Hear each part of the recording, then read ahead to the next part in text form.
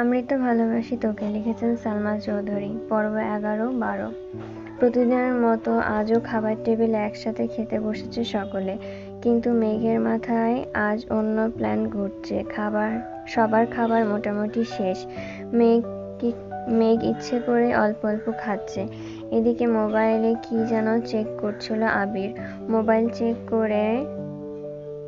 করতে করতেই খাচ্ছিল। আবিরের খাওয়া শেষ, তাই মোবাইল টেবিলের উপর একপাশে রেখে হাত ধুতে উঠে পড়ে। 3-4 কদম যেতেই মেঘ হাত বাড়িয়ে আবির ভাইয়ের ফোন হাতে নেয়। তাড়াহুড়োতে হয়তো পাওয়ার বাটন দিতে ভুলে গেছে আবির ভাই। হোম পেজে ভেসে আছে এখানে 2টা হাতের ছবি, একটা বড় হাতের ওপর, একটা পিচ্চি হাত। মেঘ 1 সেকেন্ড তাকালো ছবির দিকে, কিন্তু এখন ছবি নিয়ে গবেষণা করার সময় না। তাই মেঘ তাড়াতাড়ি ফেসবুকে ঢুকলো। ফ্রেন্ড রিকোয়েস্ট অপশনে ঢুকতেই চোখে পড়লো কত ছেলে মেয়ের আইডি। সে খুঁজতে লাগলো গতকাল রাতের নীল জামা পরিহিতাকে। কিছু নিচে যেতেই পেয়ে গেল প্রত্যাশিত ব্যক্তির আইডি। 1 সেকেন্ড না ভেবে ব্লক করে দিল তাকে। তাড়াতাড়ি ফেসবুক থেকে বের হয়ে ফোন রেখে দিল আগের জায়গায়। এবার মেঘ দীর্ঘ নিঃশ্বাস ফেলল। মনে খুব শান্তি লাগছে এখন। আবির ভাই টেবিলের কাছে এসেই মোবাইল নিতে নিতে মেঘের দিকে তাকালো। নিরুদ্বেগ কণ্ঠে বলল, যতক্ষণ সময় টেবিলে বসে থাকিস ততক্ষণ যদি তুই খাইতি তাহলে আজ কঙ্কালের মতো থাকতি না। মোবাইল আর ব্যাগ নিয়ে অফিসের জন্য বেরিয়ে গেলেন। এদিকে মেঘ মুচকি হেসে বিড়বিড় করে বলল, আমি তো আপনার জন্যই বসে থাকি। আমি খাবার খেয়ে রুমে যেতে যেতে আপনি বাইক নিয়ে চলে যান, দেখতেই পাই না। তাই তো বাধ্য হয়ে এখন টেবিলেই বসে থাকি। আবির ভাইয়ের কথা মতো মেঘ 11টার মধ্যে গোসল করেছে আজ। যথাসময়ে রেডি হয়ে রওনা দিল টিউশনের উদ্দেশ্যে। মনটা ভীষণ খারাপ। আজ থেকে একা একা টিউশন আর কোচিংয়ে পড়তে হবে, এটা ভেবেই মন ভাঙছে বারবার। টিউশনে ঢুকতেই বন্যা ডাকলো, মেঘ এইখানে আয়। মেঘ চোখ গোল গোল করে অবাক চোখে তাকালো। ছুটে গেল বন্যার কাছে।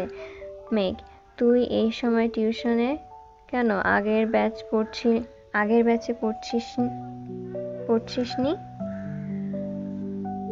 বন্যা, কিভাবে পড়বো? তোর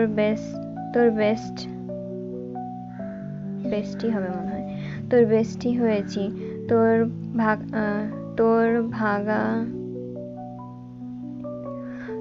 তোর ভোগান্তি তো আমাকেও ভুগতে হবে।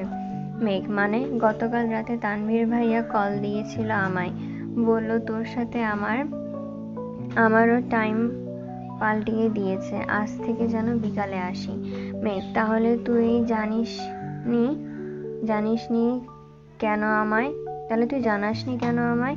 আমি পুরো রাস্তা মন খারাপ করে এসেছি একা একা পড়তে হবে বলে। বন্যা, তোকে কিভাবে জানাবো? তুই তো আবির ভাইয়ের ঘোরে ডুবে আছিস। মেঘ কিছুটা লজ্জা পেল, তারপর সশব্দে হেসে বলল, জানিস বন্যা, আমার হেজাবটা আবির ভাই কিনে দিয়েছে। শুধু এইটাই নয়, সর্বমোট 30টা হেজাব কিনে দিয়েছে। শুধু তাই না, দেখ আমার পায়ের নূপুরগুলো, এগুলো আবির ভাই দিয়েছে, তাও আবার নিজের হাতে পরিয়ে দিয়েছে। দেখ সুন্দর না? বন্যা কপাল ভাঁজ করে নূপুরগুলো দেখল, তারপর বলল, হ্যাঁ খুব সুন্দর হয়েছে, কিন্তু কাহিনী কি বলতো? এই ব্যাটার হঠাৎ তোর প্রতি এত মায়া হচ্ছে, তোকে কিছু বলেছে কি? মেঘ, হ্যাঁ বলেছে। আমি কই যাই না যাই তা পর্যবেক্ষণ করতেই নূপুর দিয়েছে। বন্যা হাঁ করে তাকিয়ে আছে। ততক্ষণে স্যার পড়াতে চলে এসেছে। টিউশন কোচিং শেষ করে মেঘ বাসার উদ্দেশ্যে চলে গেছে। সন্ধ্যার পর আবার জান্নাত আপু আসবে, পড়ার রিভিশন দিতে হবে। জান্নাত আপু শুক্রবার শনিবার বাদ দিয়ে বাকি 5 দিন পড়ান। জান্নাত আপু খুব ভালো পড়ান, মেঘ ওনার ভক্ত হয়ে গেছে একেবারে। জান্নাত আপুও মেঘকে খুব আদর করে। পড়াশোনার পাশাপাশি কিভাবে পড়লে ভালো হবে, রুটিন করা সবকিছুতেই হেল্প করেন। এর জন্যই মেঘ ইদানিং পড়াশোনাতেও গুরুত্ব বেশ দিয়েছে।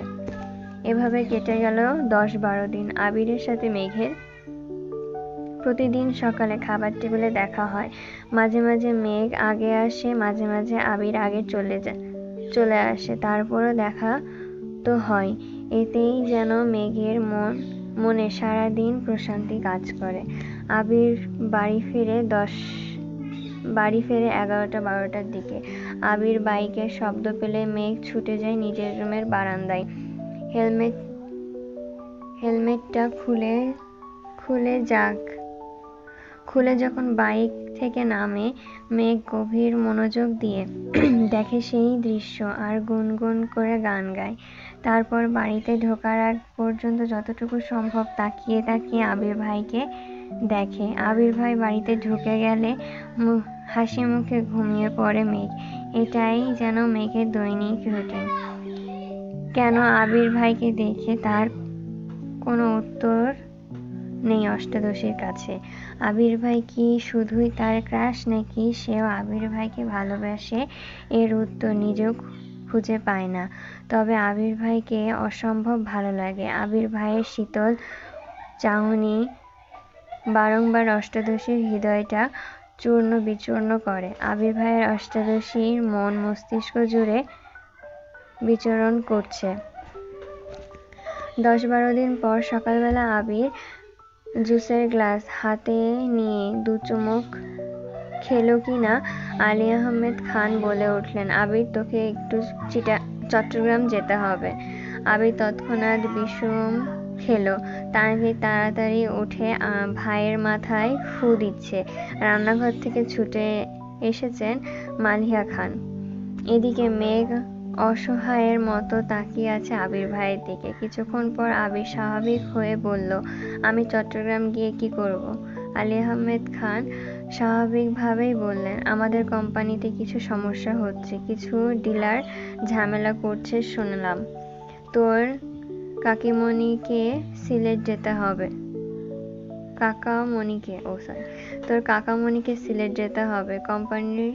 কোম্পানির সিইও হিসেবে এখন দায়িত্ব তোর ওপরেই পড়েছে। তুই কথা বললেই আশা করি সমাধান হবে। ডিলাররা অর্ডার ডেলিভারি করার পর্যন্ত তুই থাকবি ওইখানে। যদি সব ঠিকঠাক হয়ে যায় তখন চলে আসবি। আবির এক পলক মেঘের দিকে তাকালো, তারপর দৃষ্টি নামিয়ে প্রশ্ন করলো, কবে যেতে হবে? আলী আহমেদ খান সহসা বলে উঠলেন, আজ রাতে অথবা আগামীকাল সকালে চলে গেলে ভালো হবে। আবির চুপচাপ মাথা নিচু করে বসে আছে। আলী আহমেদ খান আর মোজাম্মেল খান উঠে গেলেন। তানভীর আবার ভাইকে বলল, ভাইয়া তোমার কি একা যেতে খারাপ লাগবে? আমি কি যাব তোমার সঙ্গে? আবির অগ্নি দৃষ্টিতে তাকালো তানভীরের দিকে। দাঁতে দাঁত চেপে বিড়বিড় করে কি যেন বলল। কেউ কিছু বুঝল না, কিন্তু তানভীর সশব্দে হেসে উঠল। আবির এবার রাগে ফুঁসতে বলল, তানভীর হাসতে হাসতে চেয়ার থেকে উঠে বেসিনের দিকে দৌড় দিল। আবির অগ্নিদৃষ্টিতে তাকিয়ে আছে তানভীরের দিকে, তারপর মাথা উঁচু করে প্লেটের খাবারটা কোনো রকমে শেষ করে উঠে চলে গেল। এদিকে মেঘ, মিম আর আদি বসে আছে। আদি আর মিম প্ল্যান করছে আবির ভাইকে বলবে কক্সবাজার গেলে ওদের জন্য খেলনা, সাজুনি শামুক নিয়ে আসতে। মেঘ নিশ্চুপ বসে আছে। আবির ভাইকে দেখার জন্য এখন সে প্রতিদিন ফজরের সময় ঘুম থেকে ওঠে। রাতে ঘুমানোর আগেও আবির ভাইকে দেখে ঘুমায়। আবির ভাই চট্টগ্রাম চলে গেলে ও থাকবে কিভাবে? মিম হঠাৎ ডেকে উঠল, আপু ভাইয়াকে তুমি কি আনতে বলবা? মিমের ডাকে ধ্যান ভাঙল মেঘের। একটু হাসার চেষ্টা করলো, তারপর কণ্ঠে বলল, আমার কিছু লাগবে না। সারাদিন কেটে গেল। মেঘ নিজের মতো কোচিং টিউশন শেষ করে আসছে। আদি স্কুল থেকে ফিরেছে। আবির 8টায় বাসায় ফিরেছে। ততক্ষণে জান্নাত আপু পড়িয়ে চলে গেছেন। মেঘ বই খাতা নিয়ে নিজের রুমে চলে গেছে। রাত 10টার দিকে চট্টগ্রামের উদ্দেশ্যে বেরিয়ে যাবে আবির। রুমে গিয়ে শাওয়ার শেষ করে একেবারে রেডি হয়ে রুম থেকে বের হলো আবির। মেঘের রুমের দরজার সামনে এসে থামলো। দরজা ধাক্কা দিল আস্তে করে। মেঘ বিছানার ওপর উপুড় হয়ে শুয়ে আছে। পাশে বই খাতা পড়ে আছে। ফ্যানের বাতাসে পৃষ্ঠাগুলো উড়ছে। জান্নাত আপু যাওয়ার পরই রুমে এসে শুয়েছিল। আবির আস্তে করে ডাকলো, মেঘ। কোনো সাড়া নেই। তাই রুমের ভেতর ঢুকলো আবির। শান্ত পায়ে এগিয়ে গেল মেঘের কাছে। মেঘ মুখের একপাশে বিছানার লেপ্টে আছে। ফ্যানের বাতাসে চুলগুলো এলোমেলো হয়ে উঠছে। ছোট চুলগুলো বারবার মুখে ঝাপটা পড়ছে। লাইটের আলোয়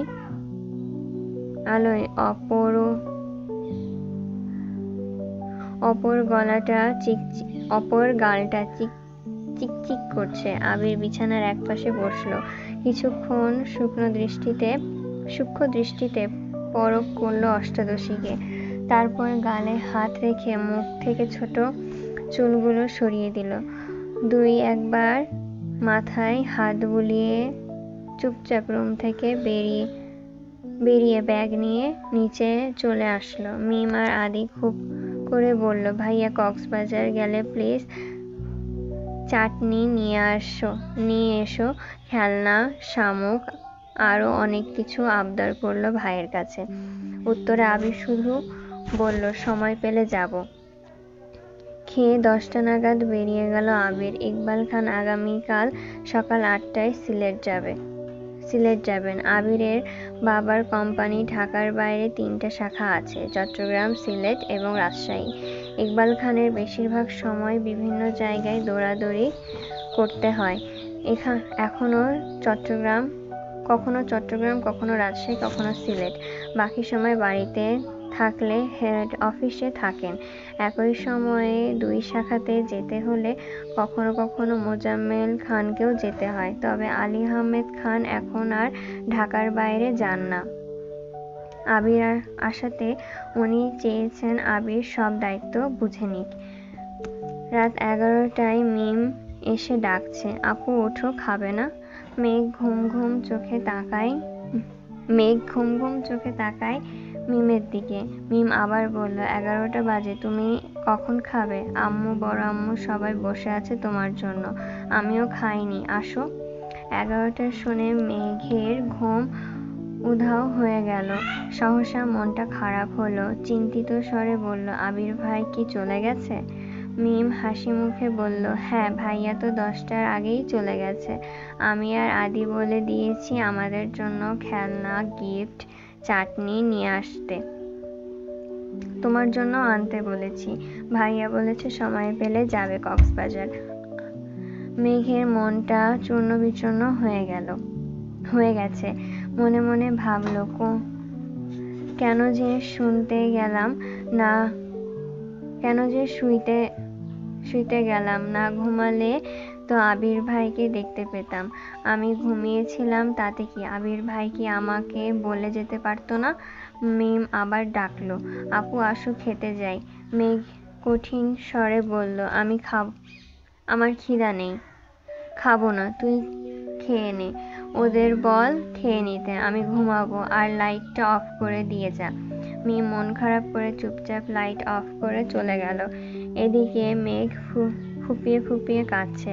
কিছুক্ষণ পর নিজে ভাবছে, আবির ভাই তো আমাকে নিয়ে ভাবে না, ভাবলেও তো আমাকে ডেকে বলে যেত। তাহলে আমি কেন ওনার জন্য কান্না করছি? আর কাঁদবো না আমি। কিছুক্ষণ পর থামলো। খুব খিদে পাচ্ছে, কিন্তু সে খাবে না। বড্ড অভিমান জমেছে বুকে। এভাবে ঘুমিয়ে পড়ল আবার।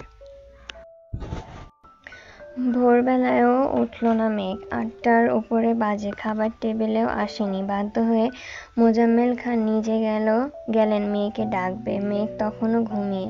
আব্বুর ডাকে ঘুম ভাঙল মেঘের। ১০ মিনিটের মধ্যে ফ্রেশ হয়ে নিচে আসলো। খাবার টেবিলে আবির ভাই নেই দেখে মনটা খারাপ হলো। কাকামণিও সকাল সকাল সিলেটের উদ্দেশ্যে রওনা দিয়েছেন। চুপচাপ খেতে বসলো মেঘ, কিন্তু গলা দিয়ে খাবার নামছে না। কোনোরকম অল্প কিছু খেয়ে উঠে পড়ল। রুমে গিয়ে পড়ার চেষ্টা করলো, কিন্তু পড়া মাথায় ঢুকছে না। মাথায় শুধু আবির ভাই ঘুরছে। আবির ভাই কেন বলে গেল না? এখন আবির ভাই কোথায় আছে, খেয়েছেন কিনা, এসব চিন্তায় ব্যস্ত হলো। একটু পর পর ডাটা অন করে ফেসবুকে ঢুকছে, কিন্তু আবির ভাই নেটে নাই, কোনো আপডেটও নাই। ১০ মিনিট পর পর মেঘ ফেসবুক চেক করছে, কিন্তু তাতে কোনো লাভ হচ্ছে না। সারাদিন গেল এই পড়তে বসেই এই আবার ফোন চেক করছে। বিকাল নাগাদ কোনো খবর না পাওয়াতে মন খারাপ করে ঘুমিয়ে পড়ল। আবির চট্টগ্রামে এসে অফিসের কাজে ব্যস্ত হয়ে পড়েছে। বাসা থেকে আবিরের আম্মু কল দিয়ে খোঁজ নিয়েছে ছেলের। তাছাড়া মোজাম্মেল খানও কাজের জন্য কয়েকবার কল দিয়েছে আবিরকে। দেখতে দেখতে ৩ দিন হয়ে গেল আবিরের চট্টগ্রামে আসা। সাথে অফিসের ঝামেলায় সারাদিন এক মুহূর্ত রেস্ট নিতে পারে না। অফিসের কাজে ফাঁকে ২-১ বার বাসায় কল করে। আম্মু, মামুনি, তানভীরের সাথে কথা হয়। মিম আর আদির এক কথা, ভাইয়া কক্সবাজারে যেও প্লিজ, আমাদের জিনিসগুলো নিয়ে আসো। কিন্তু মেঘের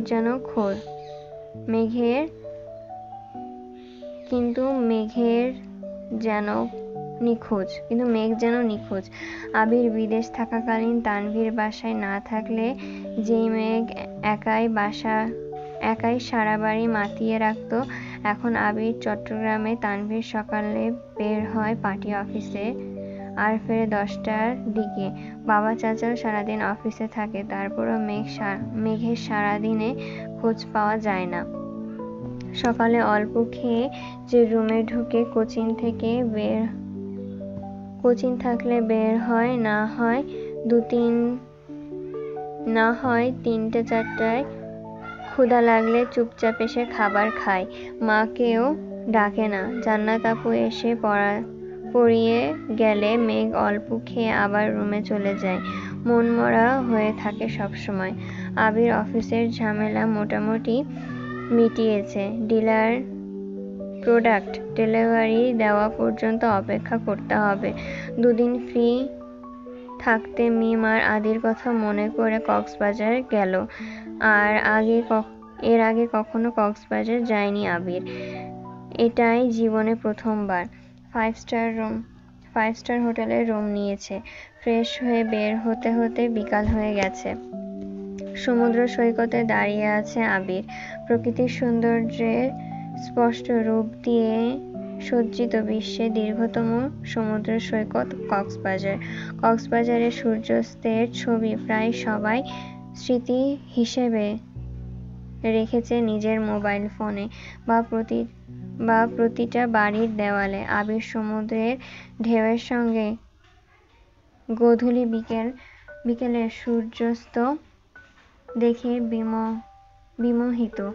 অসংখ্য প্রাপ্তি, ক্লান্তি, হতাশা বিকীর্ণ হয়ে আছে আবিরের মনে। সমুদ্রের পানিতে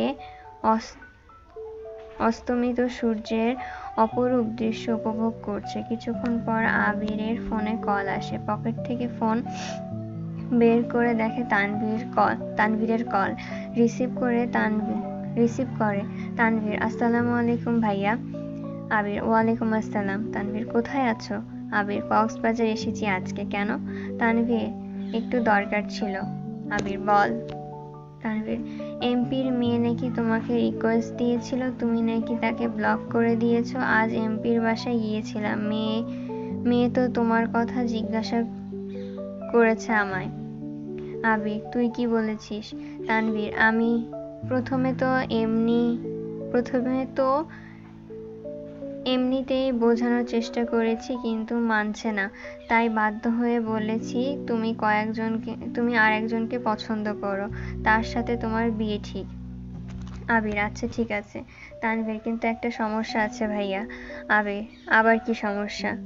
তানভীর: এমপির মেয়ে যদি এমপিকে বলে আর উনি যদি আমাকে জিজ্ঞাসা করে তখন আমি কি বলবো? যদি মেয়ের কথা জিজ্ঞাসা করে তখন কি বলবো? আবির: প্রথমত এমপি কোনো সময় এইসব বিষয় নিয়ে মাথা ঘামাবে না, আর যদি শোনে ছেলে অন্য কাউকে পছন্দ করে তাহলে আরও কিছু বলবে না। তানভীর: তারপরও যদি জিজ্ঞাসা করে ফেলে তখন কি বলবো? আবির: বলবি তোর বোনের সাথে বিয়ে ঠিক। তানভীর: তারপর? আবির: তারপর আবার কি, বাকিটা আমি সামলে নেব। তানভীর: যদি ফোর্স করে? আবির একটু গম্ভীর কণ্ঠে বলল, বেকুবের মতো কথা বলিস না তানভীর। এমপির মেয়ে হোক আর মন্ত্রীর মেয়ে, তার জন্য কি তুই নিজের ভালোবাসা কুরবানি করবি নাকি? আজব। তানভীর আর কথা বাড়ালো না। তানভীর: আচ্ছা ভাইয়া, এখন রাখি তাহলে, আল্লাহ হাফেজ। আবির: আল্লাহ হাফেজ। কল কেটে আবির ডাটা অন করে ফেসবুকে ঢোকে। কেন জানি মনে হলো ব্লক লিস্ট চেক করবে। ব্লক লিস্টে ঢুকতেই চোখে পড়ল প্রথম আইডি ওই মেয়ের। 2 সেকেন্ড ভাবলো, সে তো শুধু কমেন্ট ডিলিট করেছে, ব্লক তো করেনি।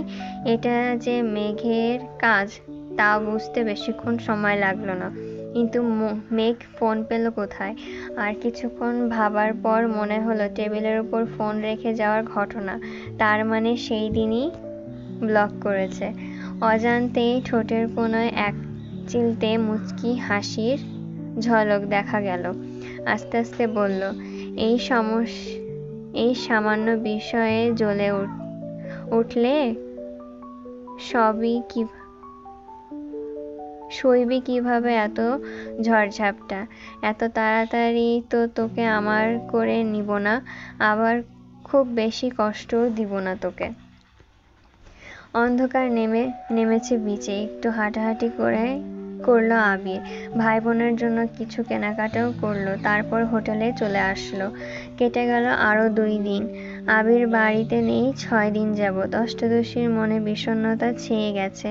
খায় না ঠিকমতো, পড়াশোনাও করে না, মোবাইলও চাপে না, কথাও বলে না কারোর সাথে, শুধু টিউশন আর কোচিং যায় আসে এইটুকুই। আজ সকাল থেকে মনটা মাত্রা অতিরিক্ত খারাপ। তানভীর ডেকে এনে খাবার টেবিলে বসিয়েছে। তানভীর আজকাল পার্টি অফিসে দৌড়াদৌড়িতে মেঘকে কিছুই বলে না। মেঘকে এখন আর আগের মতো বকেও না। মেঘ যেন পাল্টে গেছে, তেমনি তানভীরও পাল্টে গেছে। মেঘ খাবার টেবিলে বসে কোনো কথা না বলেই অল্প খাবার খেলো। তানভীর মোজাম্মেল খানকে প্রশ্ন করলো, আব্বু, ভাইয়া কবে ফিরবে?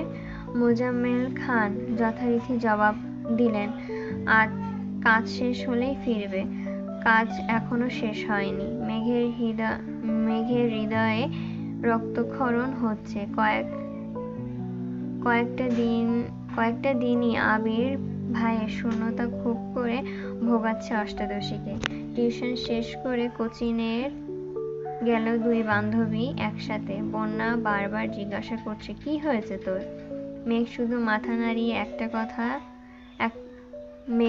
মাথা নাড়াচ্ছে, একটা কথাও বলছে না। একটা ক্লাস শেষ হয়েছে।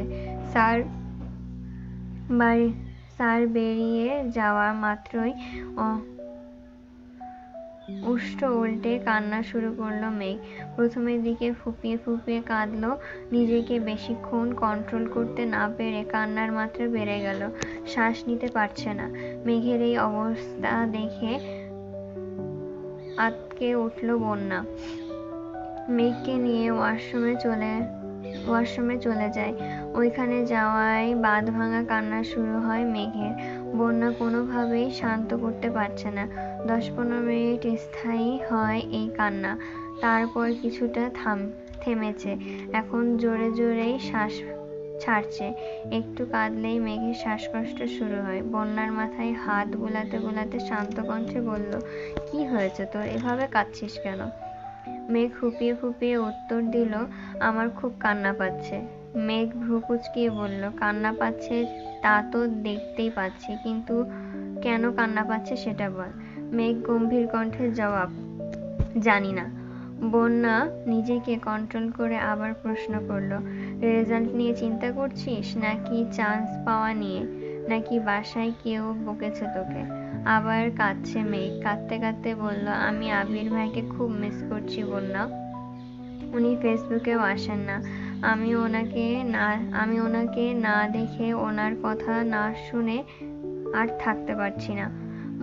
বন্যা এবার অবুঝ বাচ্চার মতো হাসলো। তারপর বলল, মিস করছিস তো কল দে। মেঘ কাঁদতে কাঁদতেই বলল, উনি কি আমার সাথে কথা বলবেন? বন্যা এবার সশব্দে হাসলো। উনি কথা বলবেন কি বলবেন না, এইসব যদি তুই ভাবিস, তাহলে উনি কি ভাববেন? মেঘ এবার মুখ তুলে তাকালো বন্যার দিকে।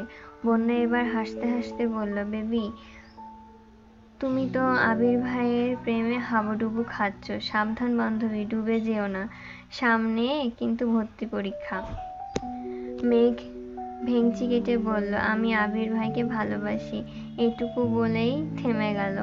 না না, এটা বলার খুব চেষ্টা করলো, কিন্তু বলতে পারল না। বন্যা মেঘকে ঠান্ডা মাথায় বেশ কিছুক্ষণ বোঝালো। মেঘ শান্ত হয়ে বসে আছে। বন্যা বলল, তুই তাহলে বাসায় চলে যা, ক্লাস করতে হবে না। ফোন দে, আমি ড্রাইভার আঙ্কেলকে কল দিচ্ছি। তারপর মেঘ গাড়িতে করে মেঘের গাড়িতে দিয়ে বন্যা এসে ক্লাসটা শেষ করলো। মেঘ বাসায় এসে ফ্রেশ হয়েই ছুটে গেল মায়ের রুমে। হালিমা খান ঘুমাচ্ছে।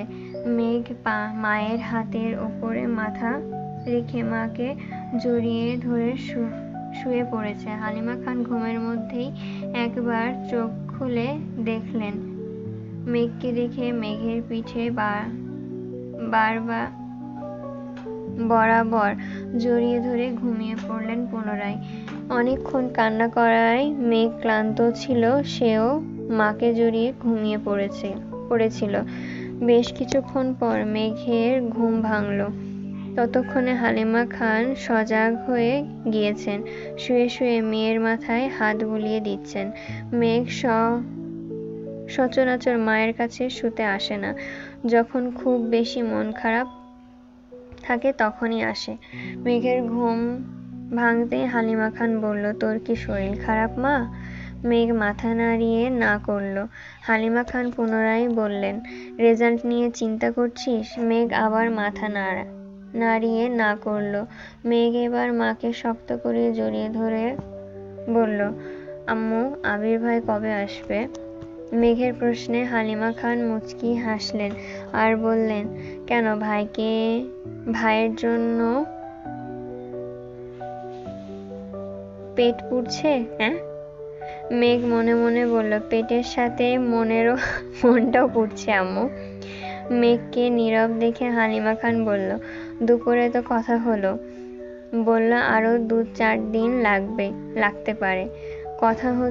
কথা হয়েছে শুনে সহসা মেঘের মনটা খারাপ হলো। নিজেকে সামলিয়ে বলল, আম্মু, আবির ভাইকে কল দাও না প্লিজ। হালিমা খান, বিকালেই তো কথা হলো, এখন আবার কল দিয়ে কি করব? ছেলেটা মনে হয় ব্যস্ত। আম্মু, প্লিজ দাও না। হালিমা খান নিজের ফোন হাতে নিয়ে কল দিল আবিরকে। লাউড স্পিকারে দিয়েছেন। কয়েকবার রিং হতেই রিসিভ হলো। আবির, আসসালামু আলাইকুম মামুনি। আবিরের ভাইয়ের কণ্ঠ শুনে মেঘের বৃক্ষ স্পন্দন জোরালো হলো। হালিমা খান, ওয়ালাইকুম আসসালাম। ব্যস্ত আছিস বাবা? আবির, হ্যাঁ কিছুটা। কেন? হালিমা খান, মেঘ একটু কথা বলবে তোর সাথে। আবির, ঠিক আছে, দাও। হালিমা খান মেঘের দিকে ফোন এগিয়ে দিলেন। মেঘ কাঁপা কাঁপা হাতে ফোন নিল, সঙ্গে সঙ্গে লাউডস্পিকারটা অফ করে দিল মেঘ। মেঘ ধীর কণ্ঠে বলল, হ্যালো। আবির তৎক্ষণাৎ রেগে মেগে বলল, হ্যালো কিরে, প্রথমে কল দিয়ে সালাম দিতে হয়, এটাও জানিস না? আবিরের ধমকে চুপসে গেল মুখটা। আস্তে ধীরে বলল, আসসালামু আলাইকুম। আবির গম্ভীর কণ্ঠে উত্তর দিল, ওয়ালাইকুম আসসালাম। মেঘ এবার কাঁপা কাঁপা গলায় বলল, কেমন আছেন আবির ভাই? আবির কিছুটা স্বাভাবিক হয়ে বলল, আলহামদুলিল্লাহ ভালো, তুই কেমন আছিস? মেঘ দীর্ঘশ্বাস ফেলে উত্তর দিল, আলহামদুলিল্লাহ। দুইজন কয়েক সেকেন্ড নীরবতা পালন করলো। আবির নীরবতা ভেঙে রাশভারী কণ্ঠে শুধালো, তোর ফোন দিয়ে কল দিতে পারিস না? মামুনির ফোন থেকে দিতে হলো কেন?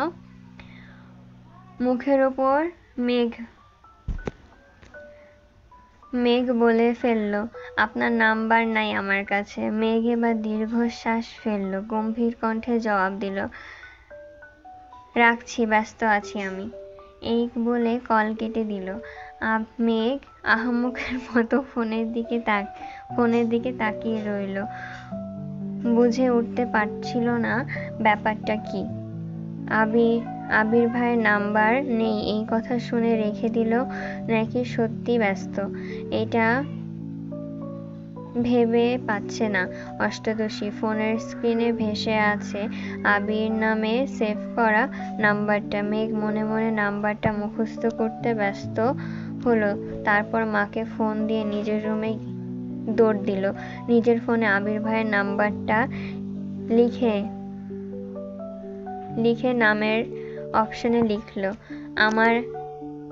আমার আবির, সাথে লাভ ইমোজি। কিছুটা দূরে লিখল ভাই। সেভ করলো নাম্বারটা। আবির ভাইয়ের সাথে কথা বলেছে এই খুশিতে মেঘ সারা বাড়ি ছুটছে। কে বলবে এই মেয়েটা 1 সপ্তাহ রুম থেকে বের হয়নি, কারোর সাথে কথা পর্যন্ত বলেনি। আজ সে মিম আর আদিকে নিয়ে দুষ্টুমি খুনসুটিতে মগ্ন। মিম আর আদিও যেন আপুকে এভাবে পেয়ে বড্ড খুশি। হঠাৎ জান্নাত আপু বাড়িতে ঢুকলো। মেঘকে এত হাসি খুশি দেখে জান্নাত আপুও খুশি হলো। এই 1 সপ্তাহে জান্নাত আপু যতদিন এসেছে প্রতিদিনই মেঘ মনমরা হয়ে বসে থাকে। পড়া ধরলে পারলে বলে, না পারলে চুপ থাকে। আপু বোঝালেও সাড়া নেই। বুঝেছে কি না তাও বলে না। জান্নাত আপু কম হলেও 20 বার জিজ্ঞাসা করে, মেঘ তোমার কি হয়েছে বলো। মেঘ কিছু বলে না। তবে জান্নাত আপুও চিন্তিত ছিল। উনি নিজে থেকেই অনেক বুঝিয়েছেন রেজাল্ট নিয়ে যেন চিন্তা না করে, অ্যাডমিশন টেস্ট নিয়ে যেন না ভাবে। কিন্তু মেঘ এসবে কোনো সাড়া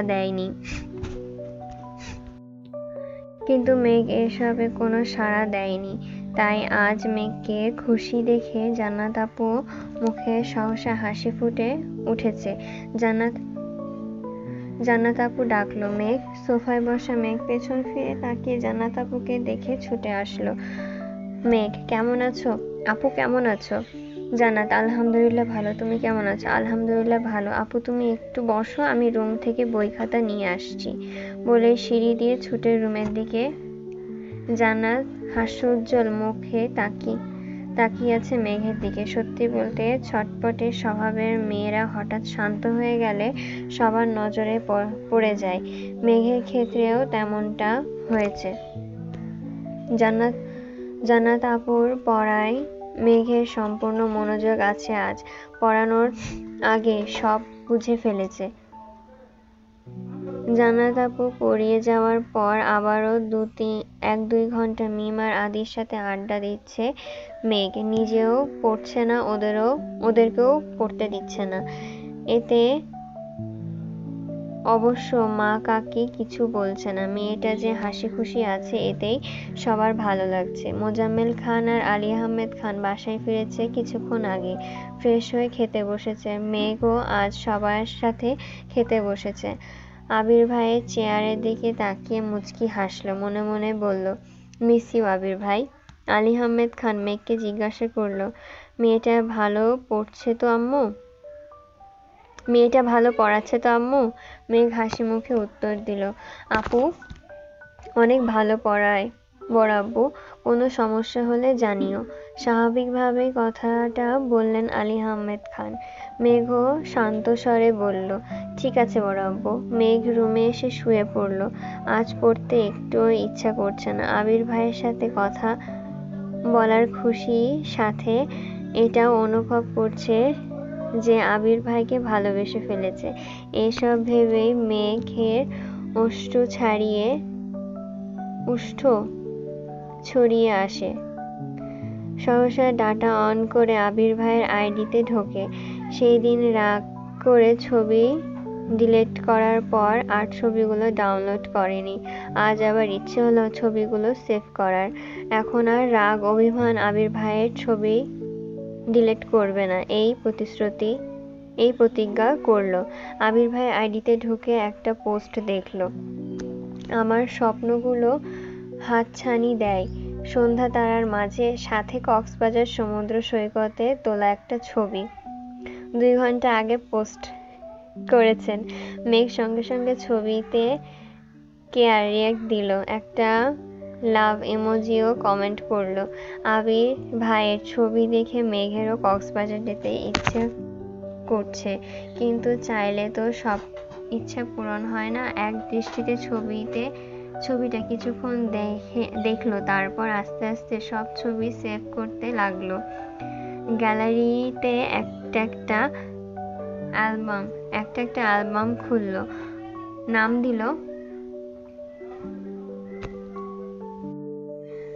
নাম দিল পকি ট্রাম্পল। এখানে আবির ভাইয়ের সব ছবি একসাথে রাখলো। আবির ভাইকে দেখতে দেখতে কখন ঘুমিয়েছে কে জানে। কেটে গেল আরো 2-3 দিন। মেঘ নিজের রুটিনের মতো খায়, গোসল করে, ঘুমায়, পড়াশোনা করে। মাঝখানে 5-7 দিন একদমই পড়াশোনা করেনি। এই গ্যাপও এখন ফিল আপ করছে। ক্লান্ত লাগলে আবির ভাইয়ের ছবি দেখে। আজ কোচিং টিউশন কিছু নেই, তাই দুপুরে খেয়ে ঘুমিয়েছে মেঘ। বিকেলে ঘুম থেকে উঠে ফ্রেশ হয়ে নিচে আসে কফি খাওয়ার।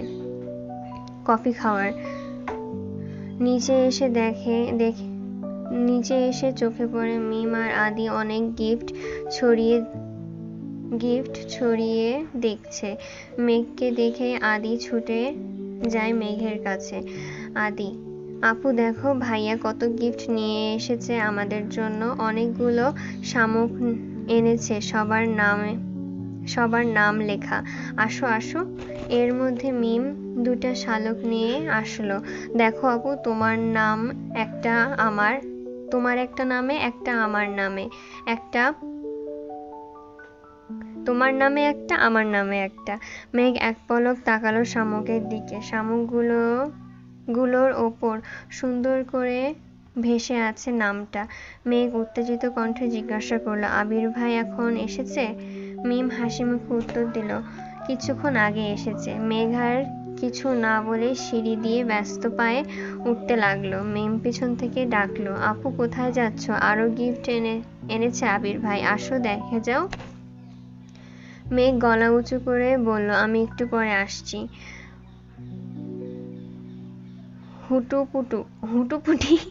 হুটুপুটি করে উঠে অন্তহীন ছুটে আবির ভাইয়ের রুমের দিকে। ঠিক দরজার সামনে এসে থামে। উত্তেজিত হাতে ধাক্কায় চাপানো দরজা সহসা খুলে গেল। আবির ভাই শাওয়ার শেষ করে কোমরে টাওয়াল জড়িয়ে উন্মুক্ত শরীরে ওয়াশরুম থেকে বের হয়েছে মাত্র। সারা শরীরে বিন্দু বিন্দু পানিতে চিকচিক করছে। প্রশস্ত বুকের লোমগুলো পানি জমে আছে। চুল থেকে টুপটুপ পানি পড়ছে। মেঘের দিকে নির্বাক চোখে তাকিয়ে আবির। মেয়েটার এলোমেলো চুলগুলো উড়ছে এদিক সেদিক। এই কয়েকদিনে অষ্টাদশীর মুখটা মলিন হয়ে গেছে।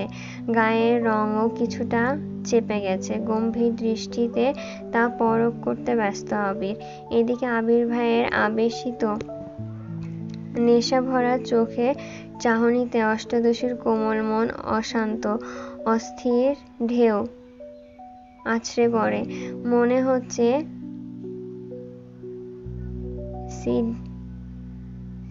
সিডর, আইলা,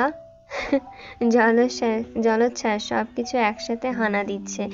এতদিন পর প্রিয় মানুষকে দেখে তার আবার এই অবস্থা। আবির ভাইকে এই অবস্থায় দেখে মেঘের আত্মাস্থলে শিহরণ জাগায়। মেঘ মনে মনে অকর্ষক গান বেজে উঠল। দৃষ্টিতে যেন সেই রাসপুতিন খুন হয়ে যায় আমি প্রতিদিন। নামধাম জানি, সাথে তার সবকিছু, তবু নিলাম আমি তার পিছু। টেনে হিচড়ে অনেক কষ্টে দৃষ্টি নামালো মেঘ। বক্ষ স্পন্দন জড়ালো হলো। অষ্টাদশীর ভেতরটা ভরে এলো এ যেন প্রশান্তির হাওয়া। আবির তখনও দুর্বোধ্য দৃষ্টিতে তাকিয়ে আছে অষ্টাদশীর পানে। মেঘ গলা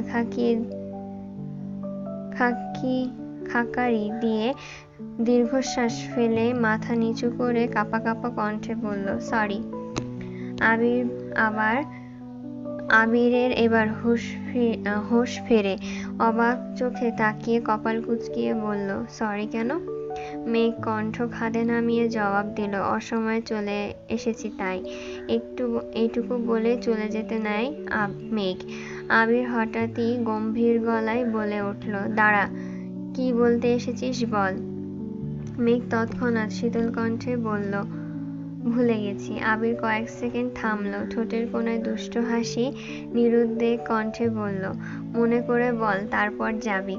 আবির ভাইয়ের কথা শুনে মেঘের হাত পা কাঁপাকাঁপি শুরু হয়ে গেছে। আবির ভাই থাপ্পড় দিবে না তো? মেঘ নরম স্বরে আস্তে ধীরে আবারও বলল, সরি আবির ভাই, এভাবে আর রুমে ঢুকবো না, সরি। আবির কণ্ঠ দ্বিগুণ ভারী করে বিরক্ত নিয়ে বলল, এত ন্যাকামি করছিস কেন মেঘ? তুই কি চাচ্ছিস এখন আমি চিৎকার করে বাড়ির সব লোককে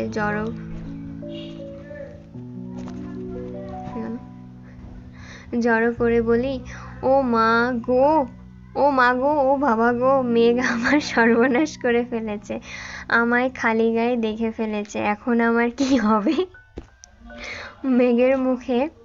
আবিরের মুখে এমন কথা শুনে মেঘ হাঁ করে তাকালো আবির ভাইয়ের দিকে। আবির ভাইয়ের খালি গা দেখে মনের ভেতরে পুনরায় উথাল পাথাল শুরু হয়ে যাচ্ছে।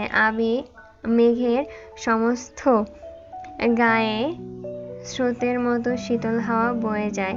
তৎক্ষণাৎ মাথা নিচু করে ফেলল মেঘ। আবির শক্ত কণ্ঠে আবার বলল, আমি মেয়ে না যে আমার এই অবস্থায় দেখে ফেলেছিস বলে মান সম্মান চলে যাবে। তুই কি বলতে এসেছিলি সেটা বল। মেঘ এবার মাথা নিচু করে কাঁপা কাঁপা গলায় আস্তে আস্তে বলল, আপনাকে দেখতে এসেছিলাম। আবির ভ্রু কুঁচকিয়ে তাকালো। তৎক্ষণাৎ বলে উঠল, দেখতে এসেছিস? দেখ, খোঁজ নে আমার, এত ফর্মালিটি করছিস কেন? মেঘ নরম স্বরে বলল, দেখেছি, এখন আসি। ঘুরে এক পা ফেলতেই আবির ডাকলো, তোর সাথে কথা আছে, বস এসে। মেঘ ঠাই দাঁড়িয়ে পড়ল সেইখানে। মেঘ এবার রক্ত সঞ্চালন বন্ধ হওয়ার পরিস্থিতি হলো। মুখ তুলে তাকাতেই পারছে না। মনে মনে বলছে, আল্লাহ বাঁচাও। আবির আবার বলল, বসতে বললাম না তোকে? মেঘ ধীর স্থির পায়ে এগিয়ে এসে বিছানার কোণায় বসছে। চিবুক নামিয়েছে গলায়, দৃষ্টি তো ফ্লোরে। আবির একটা শার্ট হাতে নিয়ে ঘুরে এসে মেঘ থেকে কিছুটা দূরে বসে আবির কঠিন স্বরে বলল, কি হয়েছে তোর? আবারও কাঁপা কাঁপা কণ্ঠে বলল, আবির ভাই আপনি কিছু একটা পড়ুন প্লিজ। আবির মুচকি হেসে ভেজা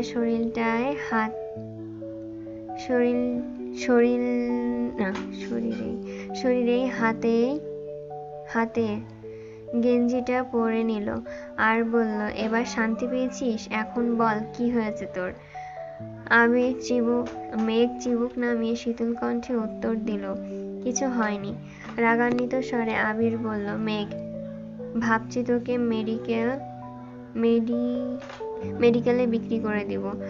মেঘ সংকীর্ণ মুখটা আরো বেশ ছোট হলো, নিভু নিভু চোখে তাকালো আবির ভাইয়ের দিকে, পাতলা অধর নেড়ে বলল, কেন, আমি কি করেছি? আবির অভিভূতের ন্যায় নিষ্ফল চেয়ে রইল মেঘের দিকে। প্রখর তপ্ত স্বরে বলল, এই যে তুই ঠিকমতো খাচ্ছিস না, দিনকে দিন কঙ্কাল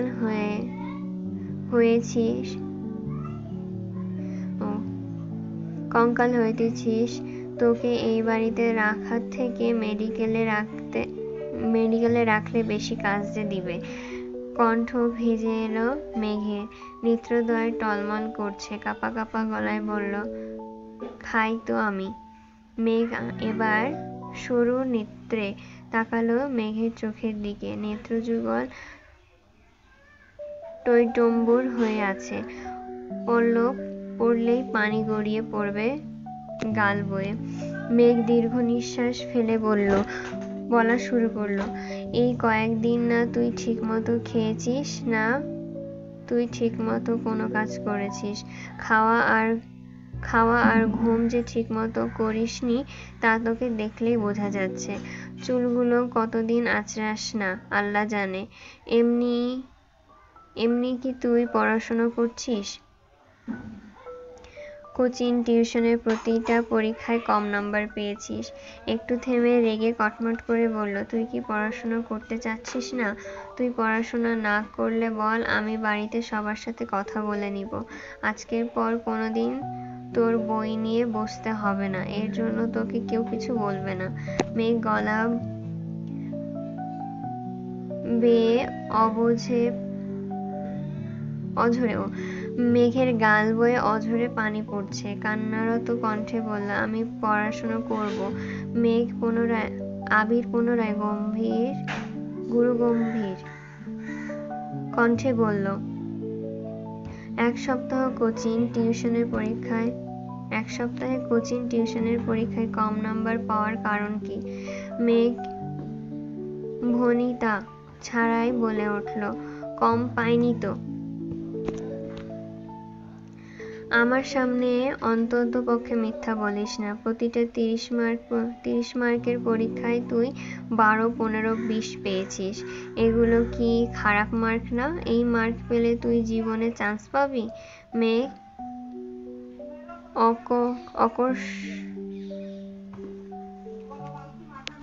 মেঘ অকস্মাৎ আবির ভাইয়ের দিকে তাকায়, আওয়াজবিহীন কান্না গলায়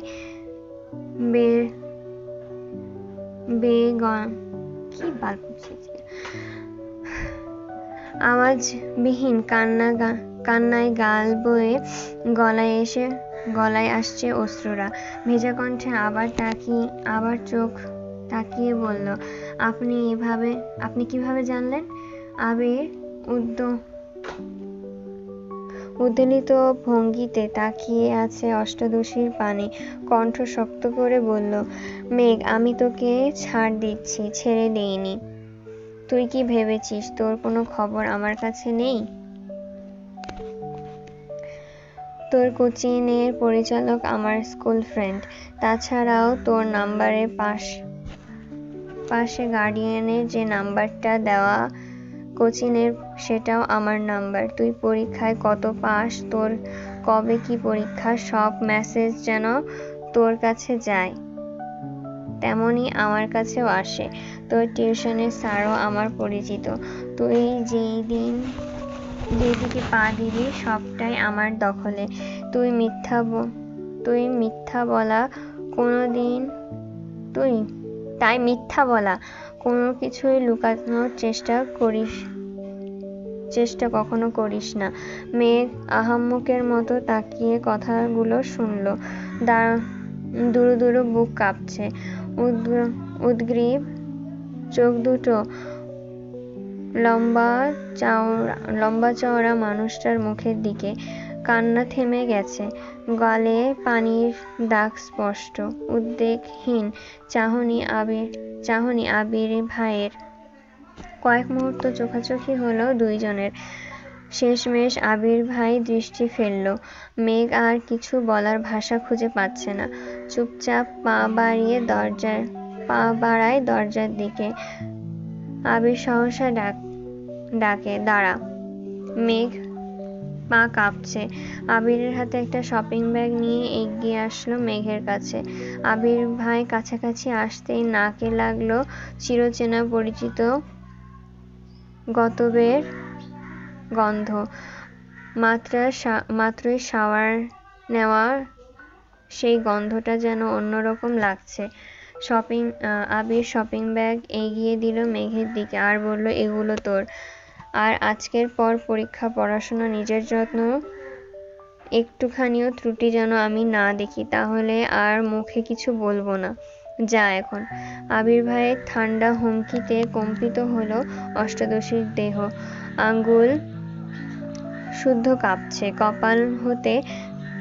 কাপা হাতে শপিং ব্যাগ নিয়ে ছুটে পালালো রুম থেকে। নিজের রুমের দরজা ঠেলে ভেতরে ঢুকলো। শপিং ব্যাগটা বিছানার পাশে রেখে বিছানায় শুয়ে পড়ল মেঘ। শপিং ব্যাগটা খুলে দেখার ইচ্ছাও করছে না। ইচ্ছে থেকেও বড় বিষয় সেই শক্তিটাই পাচ্ছে না। বিছানায় শুয়ে চোখ বন্ধ করে চোখের সামনে ভেসে উঠল আবির ভাইয়ের সেই উন্মুক্ত দেহ, গায়ে চিকচিক করতে থাকা বিন্দু বিন্দু পানি, সেই ধারালো চাউনি। অষ্টাদশীর হৃদয়ে লাগছে বসন্তের হাওয়া। হৃৎপিণ্ডের কম্পনের মাত্রা এতটাই তীব্র যা সহ্য করতে না পেরে মেঘ ডান হাত দিয়ে চেপে ধরল। কিন্তু তাতে যেন কম্পন থামছে না। সহসা চোখ মেলে তাকালো মেঘ। চোখের সামনে থেকে যেন আবির ভাইয়ের সরছেই না। চোখ বন্ধ করলেই আবির ভাইকে দেখছে, চোখ মেলে তাকালেও আবির ভাইকেই দেখছে। আর বারবার মাথায় আসছে আবির ভাইয়ের বলা কথাগুলো, মেঘ তোকে ছাড় দিয়েছি, ছেড়ে দেইনি।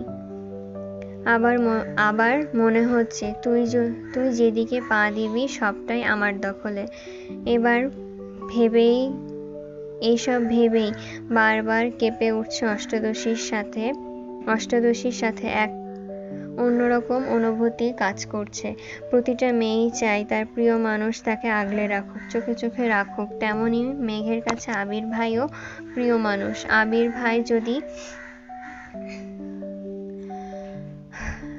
ভাই যদি বোনকে নজরেও দেখে, তারপরেও তো হবে। তারপরেও তো মেঘকে নিয়ে ভাবে। এটা ভেবেই মানসিক শান্তি পাচ্ছে মেয়েটা। এভাবে চলল 30 মিনিটের ওপরে। তারপর ঘুমের দেশে তলিয়ে গেল মেঘ। উঠল ঠিক সন্ধ্যা নামার আগে। ফ্রেশ হয়ে এসে তৎক্ষণাৎ শপিং ব্যাগটা টেনে আনলো নিজের কাছে। শপিং ব্যাগ উল্টিয়ে সবগুলো জিনিস বিছানার ওপরে। অনেক ছোট ছোট জিনিস এলোমেলো হয়ে পড়ে আছে বিছানার ওপরে। কম করে হলেও 15-20টা হাতের ব্রেসলেট, মুক্তার মালা, কানের দুল, অসংখ্য অগণিত।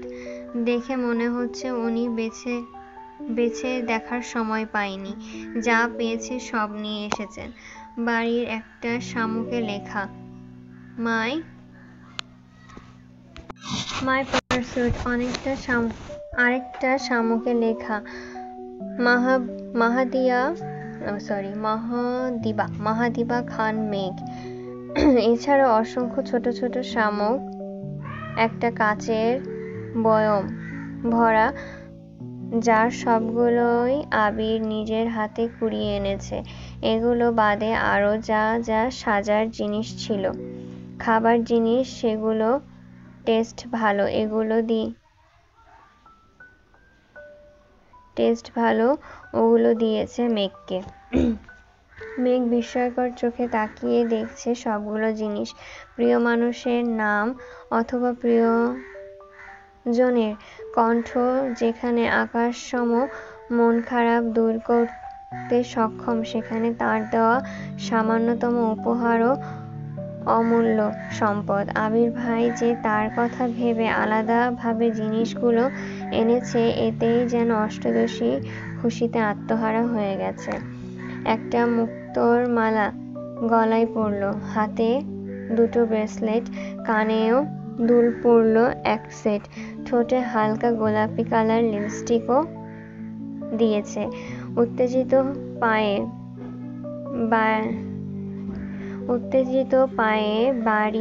পা বাড়িয়ে বের হলো নিজের রুম থেকে। সিঁড়ি দিয়ে নামতে যাবে, তখনই চোখ পড়ল আবির ভাই উঠতেছে সিঁড়ি দিয়ে। হয়তো কোথাও গিয়েছিল। মেঘ সিঁড়ি দিয়ে আর নামেনি, ঠায় দাঁড়িয়ে আছে সেখানে, বুকের ভেতর ধুকপুক করছে। আবির ভাই কাছাকাছি আসতেই উত্তেজিত কণ্ঠে বলে উঠল, আবির ভাই, আমাকে কেমন লাগছে? আবির সিঁড়ি থেকে চোখ তুলে মেঘের দিকে তাকালো। কয়েক সেকেন্ড পর চোখ নামিয়ে বলল, ভালো। এমন ভাবলেশীন উত্তরে মেঘ উত্তেজনা মিলিয়ে গেছে। মলিন হয়ে গেল মুখটা, তবুও কিছুটা স্বাভাবিক স্বরে বলল, থ্যাংক ইউ আবির ভাই। আবির নিজের মতো রুমের দিকে চলে যায়। মেঘ কিছুক্ষণ সেখানেই দাঁড়িয়ে থাকে আর মনে মনে বলে, সুন্দর লাগছে বলতে কি আপনার জাত চলে যেত, হিটলার একটা।